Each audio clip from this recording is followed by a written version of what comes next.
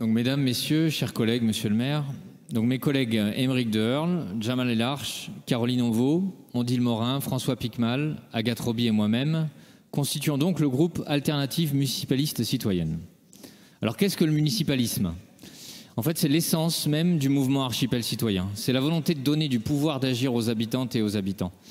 C'est la réappropriation collective des institutions locales, au-delà des clivages partisans et des jeux de pouvoir nationaux.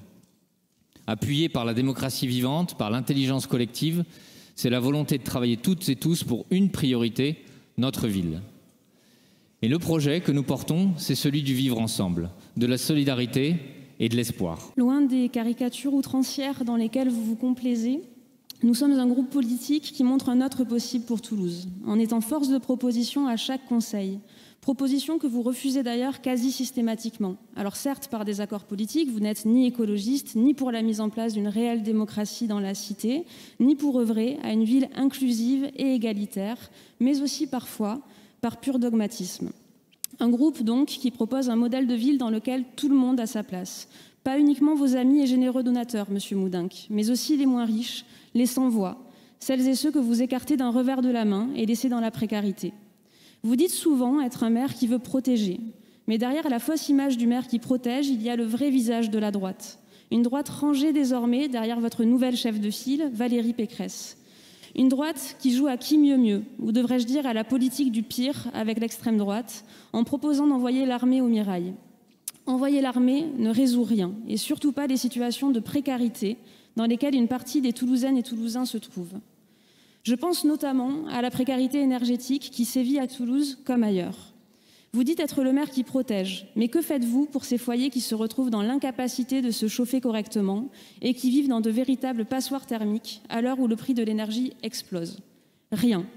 Vous êtes à ce sujet dans l'inaction. Pourtant, il existe des leviers municipaux importants pour aider ces foyers à vivre décemment. Plan de rénovation thermique piloté par la métropole, aide aux habitants et aux habitantes volontaires, mise à disposition d'un service minimum d'énergie. Les solutions sont nombreuses. Nous vous faisons des propositions. Il n'en tient qu'à vous de les mettre en place. Vous pourriez également protéger les plus précaires en étendant la mutuelle communale aux personnes aux revenus modestes qui ont moins de 60 ans. Mais là encore, vous préférez vous cantonner à une mesure électoraliste auprès de ceux que vous pensez être votre électorat, à savoir les personnes âgées.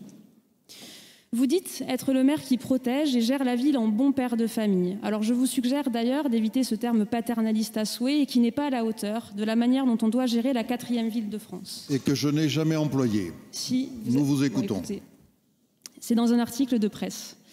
Est-ce se comporter en maire qui protège ? Je ne l'ai jamais dit et vous n'allez pas me faire dire ce que je n'ai pas dit. Très bien, alors je le retire. Est-ce se comporter en maire qui protège que de choisir de dégrader sciemment la qualité d'accueil des écoles ? Est-ce protéger nos plus petits que de leur diminuer leur portion à la cantine, de diminuer le nombre d'animateurs et d'animatrices pour les accompagner sur le temps périscolaire ? Une baisse d'encadrement qui entraînera inexorablement des problèmes de sûreté. Car lorsqu'il y aura des arrêts maladie, et ils se multiplieront au vu des conditions de travail que vous imposez dans les écoles, que se passera-t-il quand le personnel se retrouvera avec 20 enfants à surveiller ? Je dis surveiller car il ne s'agit même plus d'accompagnement à ce niveau-là. Il y aura des problèmes.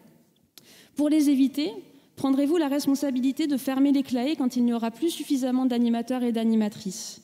Je ne le crois pas, vu que ces mêmes animateurs se retrouvent déjà en sous-effectif et que vous laissez les claés ouverts. Là aussi, des solutions existent, bien sûr. Maintenir un taux d'encadrement raisonnable, ouvrir des classes plutôt que d'en fermer, remettre en place la gratuité de la cantine. Mais là non plus, vous ne semblez pas volontaire pour préserver le quotidien de nos enfants. Est-ce enfin être un maire qui protège quand on impose à marche forcée l'augmentation du temps de travail de tous ses agents sans prendre en compte la pénibilité de leur quotidien ? 41 heures par semaine pour les ATSEM, 41 heures avec seulement 30 minutes de pause à gérer des enfants de 3 à 6 ans durant 9 heures. Mais combien de temps pensez-vous que ces personnes, malgré toute la bonne volonté qu'elles mettent dans leur travail, vont tenir ? Comment pensez-vous qu'il est possible de tenir l'ensemble d'une carrière de la sorte ? Le résultat de votre politique de ressources humaines est violente. Elle est là, devant vos yeux, sous nos fenêtres à l'heure où je vous parle. Éboueurs, ATSEM, bibliothécaires, agents techniques sont en grève, protestent, vous demandent de les écouter. Là encore, vous pourriez appliquer la loi en bonne intelligence. Elle permet la prise en compte de la pénibilité des métiers et autorise des ajustements. Mais ici aussi, vous préférez ne l'appliquer qu'à ceux que vous identifiez comme votre protectorat, à savoir la police municipale et Allo Toulouse. Encore la preuve que vous n'agissez que par calcul politique plutôt qu'en maire responsable et soucieux du bien-être de ses agents et par extension de la qualité des services publics que la ville propose. En effet, quand ma collègue Agathe parle de protéger, c'est aussi protéger de votre brutalité et votre mépris.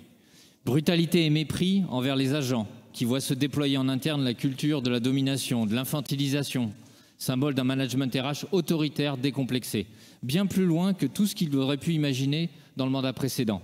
En témoignent d'ailleurs les pratiques autorisées dans votre propre cabinet. Brutalité et mépris envers les médias, où des actes de véritable censure ont eu récemment cours au sein de notre institution.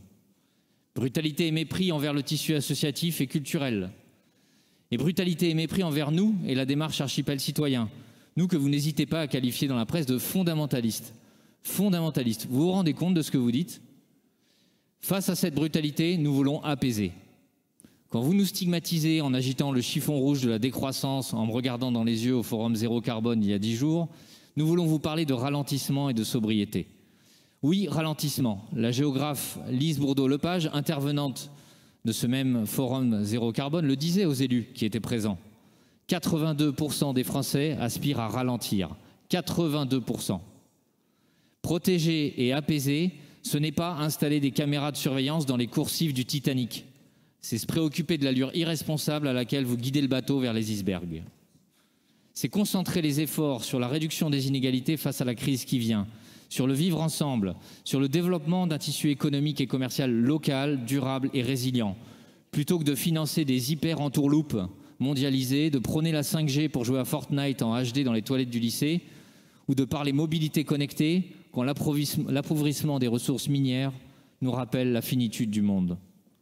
Oui, sobriété, Monsieur Moudin, que vous devez apprendre à vous faire à ce mot, car il est au cœur de tous les scénarios 2050 qui viennent de sortir, qu'ils soient établis par RTE, qui n'est pas précisément un groupe de fondamentalistes écologistes, de l'ADEME ou encore de l'association Négawatt. Alors j'ai vu que vous l'aviez inscrit, ce mot sobriété, dans le contrat de notre métropole avec l'État, le CRTE, aux côtés d'une phrase d'ailleurs sur le développement de la plateforme aéroportuaire, ce qui démontre au passage un cynisme assez déroutant. Mais pesez les mots que vous couchez sur le papier. Sans la sobriété, il ne sera pas possible de relever le défi climatique. Tous les rapports le disent. Et ne regardez pas ailleurs, Monsieur Moudin, qu'en prétextant État, Europe ou Chine. C'était également au Forum Zéro Carbone. Le secrétaire général de l'ONU lui-même, Antonio Gutiérrez, le rappelait. Les villes seront le lieu où la bataille du climat sera gagnée ou perdue. Apaiser, je disais donc. Apaiser, ce n'est pas augmenter le temps de travail comme vous l'imposez à nos agents. C'est ouvrir les yeux et voir que de l'Espagne à l'Écosse, de l'Islande à la Nouvelle-Zélande, de la Belgique à l'Irlande, la semaine de 4 jours et le partage du temps de travail pour le bien de tous gagnent du terrain. Apaiser, ce n'est pas augmenter le nombre de voitures sur les routes, tripler la rocade ou temporiser sur la ZFE. C'est s'attaquer de front aux problèmes de santé liés à la pollution et au bruit.